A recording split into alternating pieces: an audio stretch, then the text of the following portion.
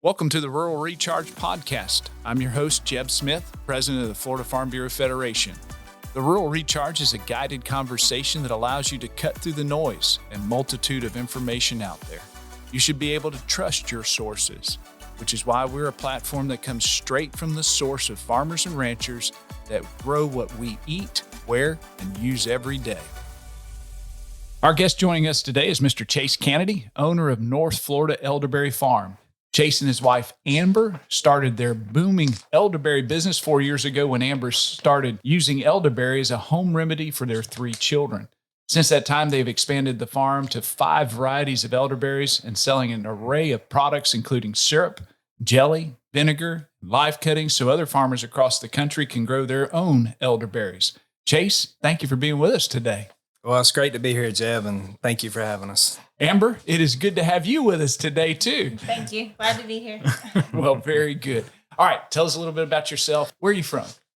Originally from Jasper, Florida. Amber, where are you from? In Hatchie, Florida. And that is in what county? Dixie County. I live across the bridge on Gina's side. There you go. Chase, tell us a little bit about how you got where you are today, and especially in this business. Well, I grew up in agriculture. So my dad and granddad, they farmed. The farm here in Hamilton County has been in the family for 75 years. Wow. So we're the 3rd generation to farm it. Back when I was little, we had mostly row crops, peanuts, corn. Even as a little guy, I was out there in the middle of it. Absolutely. And so we kind of come back around to farming. So got some elderberries in the ground. Well, tell us a little bit about the elderberries. Here you've got elderberries. How did this derive? How did you come up with an idea of why elderberry? Well, in 2017, our kids were playing with the neighborhood kids, and the whole group was sick. They had, like green, snotty noses. And so we thought, there's got to be something that we can give them to, boost their immune system to, keep them well while they're in school and stuff. So we went to the local health food store, and the lady there recommended elderberry syrup. Oh, wow. Okay. So we started giving them the elderberry syrup, and they got better. They were well. The other kids they were playing with were still sick, but our kids were healthy. And so we were like, there's got to be something to this. Sure, absolutely. And my first question was, what is an elderberry? So I'd never heard of it. So I started doing some research on it, checked into some studies that's been done, and they look very promising. So then we started researching, would they grow in Florida? Who grows them in the United States? Where can we get cuttings? All that stuff. Well, I can tell you this, Chase. I know what an elderberry is because we have them all over our, the farm, our farm. There a lot of times we see them growing in wet areas, et cetera. I have them actually in my yard that are growing amongst my banana trees. So I've grown up and I've known what an elderberry is, but I've never seen it propagated, never seen it utilized by others. Others may not know what an elderberry is. Describe to us the plant and then what the berry looks like itself. Well, we're growing American elderberry. It's Sambucus canadensis. So it's say that one more time. Sambucus canadensis. So it's a shrub. So the ones that we grow, they get about 6 or 8 feet tall. Right. You'll see them in the wild. Some of the native ones, they get 10 or 15 feet tall. Wow. It's a shrub. The fruit, your cymes, they're about a 1/4 pound of berries on there. So explain what a cyme is to folks. So the cyme it's just a big cluster of berries. Mm-hmm. They grow on a lot of little tiny stems, and then there's one main stem behind that cyme. That's where we snap it to harvest. But so it takes about 2,000 berries to make a 12-ounce bottle of the elderberry juice. So very small berries. Very small berries. But so tell us a little bit about the plant. It's kind of pithy, isn't it? It's got a white pithy center. It's kind of when you break it up. Yeah. So we cut the canes, make cuttings with it for propagation, and that center is that real white part is the pith, and that's once you plant that cutting, they have no roots. It's a bare root cutting, so it's very important to keep water on that so That pith is drawing up water up into that cane to keep it alive. So we're here in Hamilton County. Tell us about what kind of soil you're growing it on. Is it a high sandy dry soil, or is it a loam, or what do you got? It's a sandy loam. So our farm is pretty high and dry, which most of the time you'll find elderberries in low areas. That's right. They won't be in the water, but they'll be pretty close to it. Yes. So that they love the moisture, but they don't like being submerged. So our high and dry, we use a lot of mulch, and we have a drip irrigation, so we keep them watered. So tell us about the benefits. You said, hey, you saw some medicinal benefits to your children on this. Mm-hmm. Tell us what other benefits there are. We've actually seen some data that you had. It's really, really interesting. Yeah, the elderberry is a real nutrient-dense fruit. Has loaded with things like vitamin C, vitamin A, potassium, fiber. Then it's packed with antioxidants. Those antioxidants are anthocyanins, polyphenols, and flavonoids. I just felt like we went back to college here. The flavonoids is probably the big one. It has antiviral properties. So there's some studies out there that, where they put the flu in a petri dish and then they put the elderberry in there and it stopped the growth of it. Right. Sure. Absolutely. So you're growing these. How many acres do you have? We're up to 5 acres now. 5 acres. How many varieties? We're growing 5 different varieties. Well, we have 2 that are determinate. Those are the Ranch and the Bob Gordon. They produce fruit over about a 2-week season. When will they mature? In 2 weeks? Those we typically, you can guarantee you're going to start picking right at July 4th. All right. So that's usually when the season starts. Usually when it's 100 degrees and 90% humidity, then about ready to go to work. Right. And the kids help, right. I'm sure. This is coming along. Yeah. Yeah. Good. Amber seems to not agree with that. They don't like being outside. They don't like being in the heat and the sand gnats. Oh, well, yeah, they help for a short while. And then, yeah. So the other 3 varieties, they're indeterminate. Those are Pocahontas, Adams, and then we're growing a Florida native that we've been trialing for a few years now, and it's the Hamilton variety. The University of Missouri, they run a lot of trials on elderberry. Right. So they called a couple years back, interested in Hamilton. And so we sent them 200 cuttings, and they planted those in 5 different states from Oklahoma up to Wisconsin. And they're trying to do a study to see how they'll produce latitudinally. Sure. But they're doing really good in Oklahoma. They're in the top 3 there for producers. You get up to Wisconsin and further up there, it doesn't really perform as well in the far north. Too cold? Is that what it is? Or I would think so. I told the university when they called with this idea, I said, you take a plant out of Florida and stick it in Wisconsin. I'm not sure how it's going to do. So. Right. Sure. Well, that's interesting because I was one of the questions I was going to ask you is how cold tolerant is an elderberry, and apparently it's pretty cold tolerant. If it can go up to Oklahoma and even to Wisconsin and still be viable, not that it kills it. Yeah, they are very cold tolerant. You got farmers as like northern Canada that's growing elderberry. So Chase, all right, here we are. You've got a plant. You have 5 acres of these 5 varieties, some determinate, some non-determinate. You have a harvest that you come in with.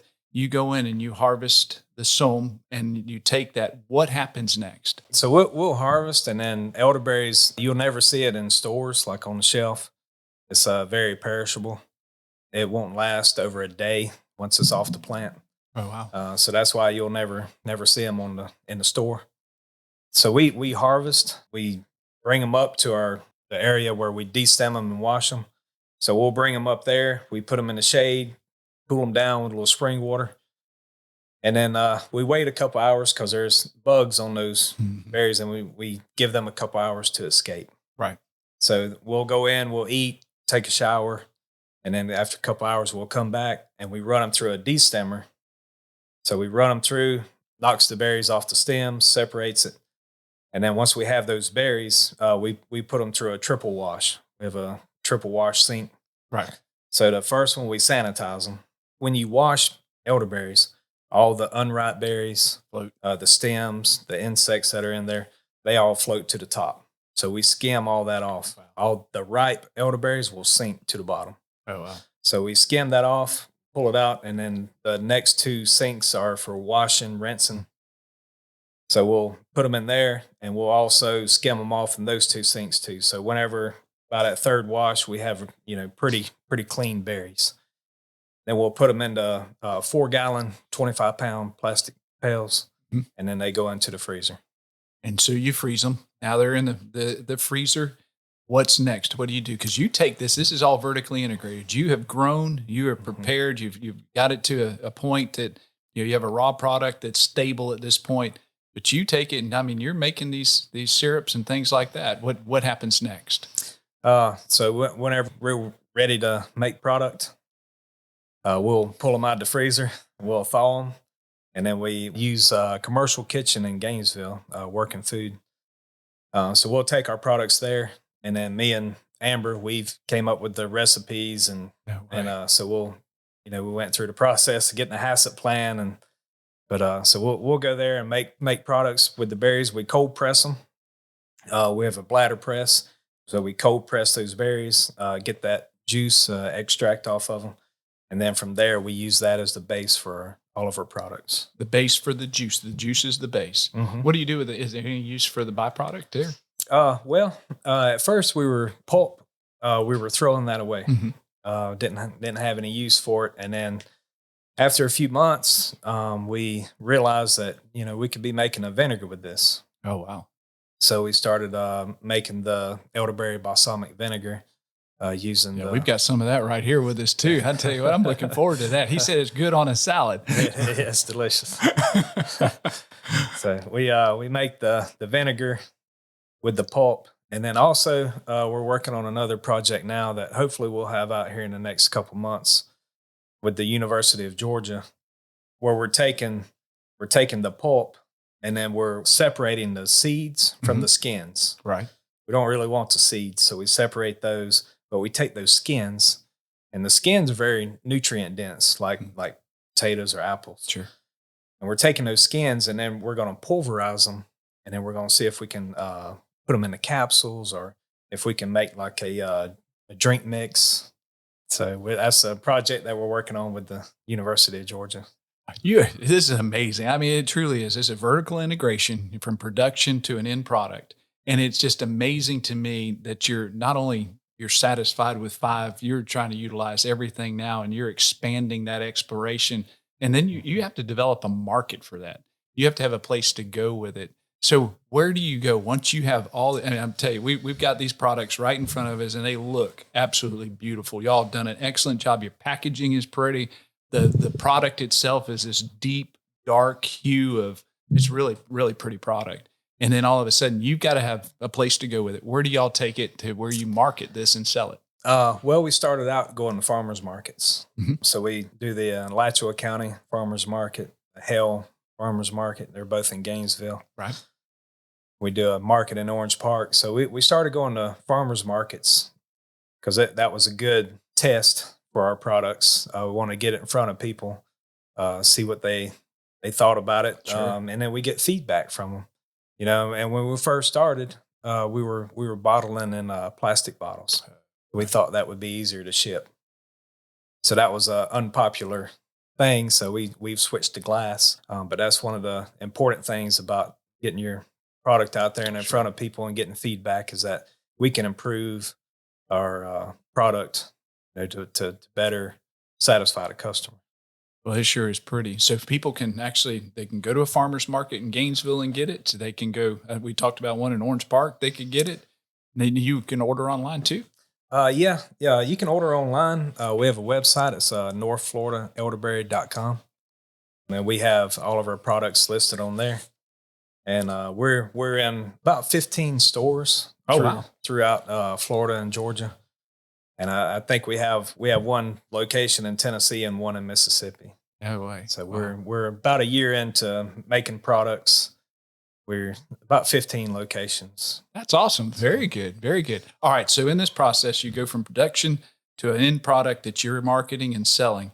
Amber, where are you in this process? What do you do? I mean, are you involved in the propagation? Do you help plant elderberries? Do you help harvest elderberries? Do you help sort and cleanse and all? Tell me, what is your part?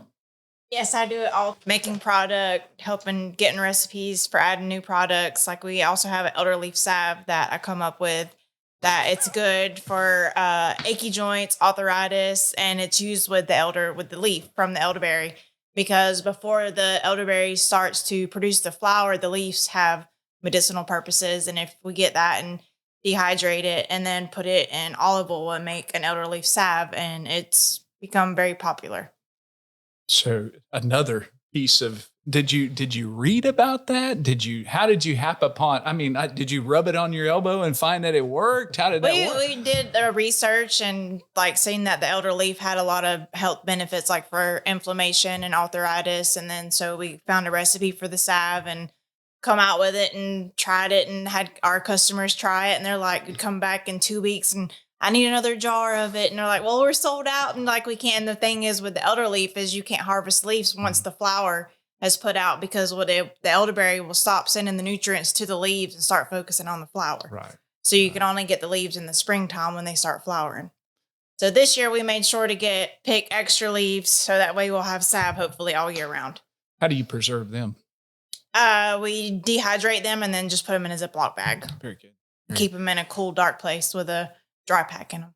This is just amazing. I mean, it truly is amazing that what you have done, because this market didn't exist before. I mean, people weren't exercising it, but there is some elderberries that are being shipped in. What I read it, some like 95% of elderberries consumed in the United States are being imported from Europe. And you're not. You're a producer here. And do you think that you can take some of that market from Europe? Are your berries better than European berries? They are. Yeah. They're better quality. The American grown berry is it's been proven in studies that it has better benefits than the European berry. But also with the European berry, as you said, 95% of the products made are used with the imported berries. But those imported berries, they have to dehydrate them because they're shipping them from Europe. Mm-hmm. So they dehydrate them, they ship them to the United States. And then when they get here, usually they're put into a pot and water's added to it. And then they get that extract off of that reconstituted berry. So it's actually what you're getting is a diluted solution. You have a concentrated solution. That's right. That's right. Yours is, and you have some numbers to back that are absolutely outstanding. Your product is 4 times more potent than what something coming out of Europe is, because it has to be rehydrated, and then basically it is a diluted solution. Yeah. The American berries, there's no dehydration. We're picking them, and then when we pull them out of the freezer, we're pressing that fresh juice right off the berry. So it's a lot higher quality than the products that are made with the European berry, which is the Sambucus nigra. So if somebody out there's listening and they actually use elderberry extract and they're getting it from Europe, yours is actually, they probably ought to try it just to see if it will definitely have an impact on them. It's a better product. Yeah, it's the study that we have is showing that the products made with American berries are about 400% quality. Amazing. All right, so as a producer myself, I have to ask the question in the production side, do you have any pests, diseases, things that you have to be as a producer that you have to be concerned with? There's a couple pests with elderberry. One of them is a erythroid mite. So erythroid mites are like a microscopic mite that comes on in early spring. So we treat those with neem oil. Mm-hmm. As our plants are getting older, they're growing a resistance to mites. So I don't think we've sprayed for mites in the last couple of years. That's good. Absolutely. But when the plants are the first and second year, they're susceptible to mites, and you just want to catch those early, and we use neem oil for that. And the second pest that we've had to deal with is the cane borer. When that cane is green, when it's green wood, those borers, they bore into the side of it, and then they eat that pith out. Right. So we've in the past we have used I think it's Monterey BT, mm-hmm. which is an organic. Mm-hmm. insecticide that to treat for the cane borer. And you have used organic practices all through your time, and you were actually organic certified, and you've let that go. Yeah, we started out certified organic, and just last year we ended the certified organic because it's just me and my wife that's doing all of the farm work, and then we're doing the marketing, and then it's a lot of paperwork with the organic stuff, and so we let that go, and then we tell people that we're not certified anymore, and they're like, well, as long as we know you're using organic practices, then that's what they care about. Sure, sure. So you're pesticide free then. Actually, it's not pesticide free because we do use pesticides, and even in organic production, a lot of people don't realize that. But you're using neem oil, natural things, BT, and those kinds of things that are actually a really big part of a lot of our commercial practices too. Yeah. But I can only imagine, because elderberry is such a very, very small market and very unusual, that it'd be very difficult to find anything that was labeled for it that would be in the commercial side anyway. It is, yeah. Elderberries. It's a new crop. It's an old thing that became a new thing again. That's right. I think it was the father of modern medicine, Hippocrates, that said elderberry was the people's medicine chest. Oh, wow. And he used it a lot in his practices. It's a new thing. You can't go down to your farm center and say, hey, I'm dealing with this, and they can't guide you on what you should do because there's no history with growing elderberries. So it's there's a lot of trial and error, and we've tried different pruning. So we've tried a lot of different things to see what's going to work the best for us. So take me to it. You don't have any access to herbicides. You don't use herbicides. How do you keep the weeds down in elderberry? It's a permaculture, so it is difficult. Birds will land in the elderberries, and then you got little trees that are starting up. So every fall we go through and with the boom and the cable, and we'll pull those trees up that sprouted that year. Mm-hmm. But as far as weeds go, we use a lot of mulch, and then we fertilize with chicken litter. Mm-hmm. And the way we get those early spring weeds is a lot of them will sprout right around the first part of March. So we'll put hot chicken litter, and that kills those little weeds that are about 2 inches high. It'll kill those. And we're also feeding the elderberries at the same time. So, and then after we've put the chicken litter down, we'll come in with our mulch. We'll put a nice layer of mulch down, but we still deal with weeds. It's just one of those things that being organic, you have to deal with. So have you tried anything like fabric, a permanent fabric on the ground or anything like that to grow to reduce your weed pressure?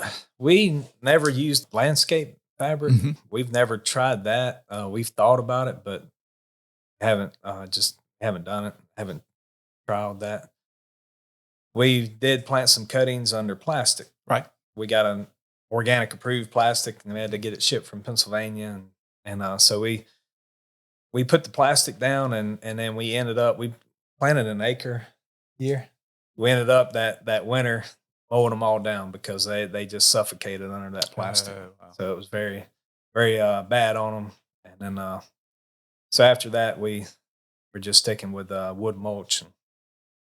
But you do have a real heavy pruning in the wintertime. That helps so you could go in and beat down some weeds too. Yeah. The wintertime is like our reset. So we go in the winter, and we'll prune them back to 12 to 18 inches high. So we always leave because there's little nodes on the trunk of the elderberry.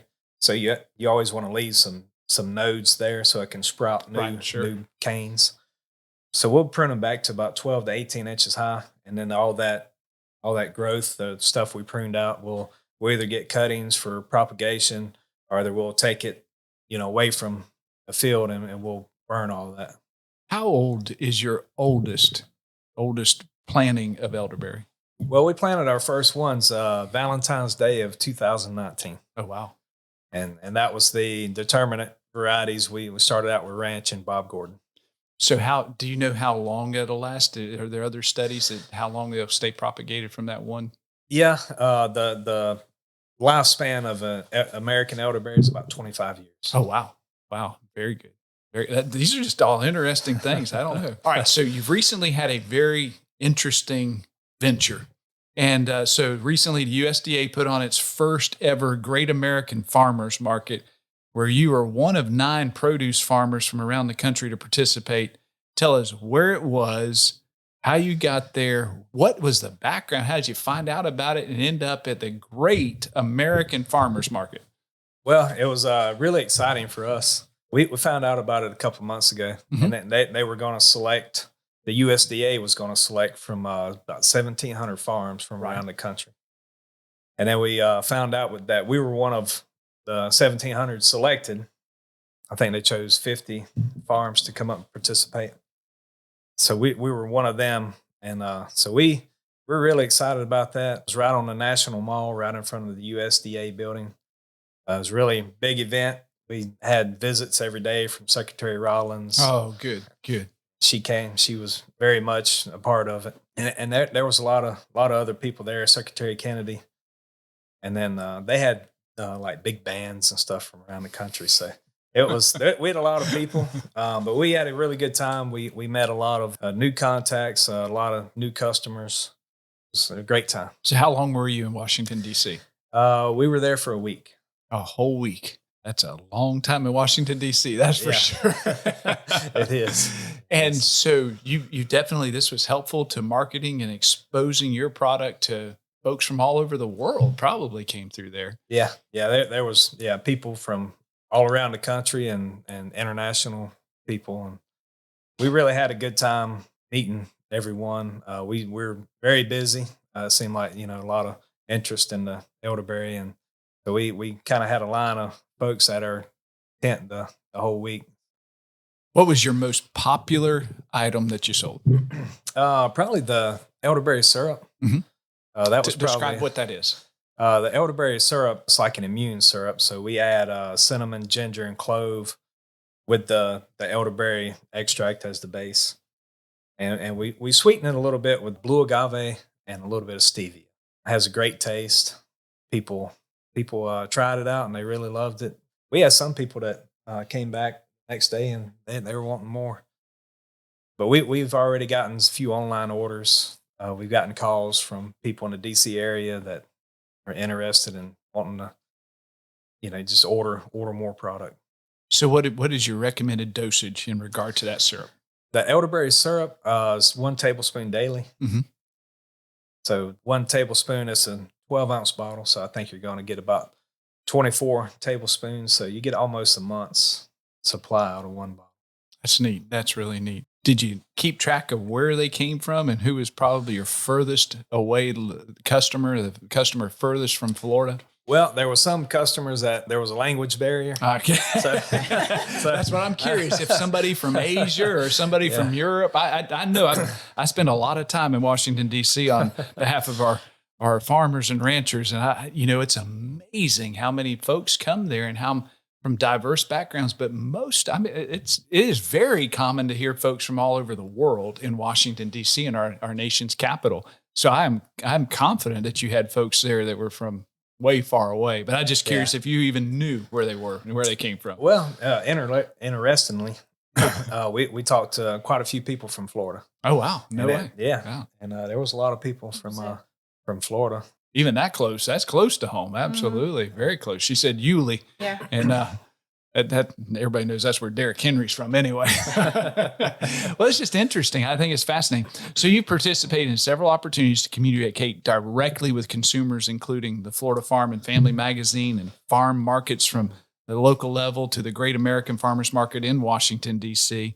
How important are these opportunities for you and your business as you grow it? I mean, 5 acres is not big. Can you meet that market demand? And is it needful to be expansive in the vertical integration that you have? Yeah, we're going to add in as much as we can this winter, a few more acres. I'm not sure exactly how many cuttings. Are you ready for this, Amber? Yeah, it's another day.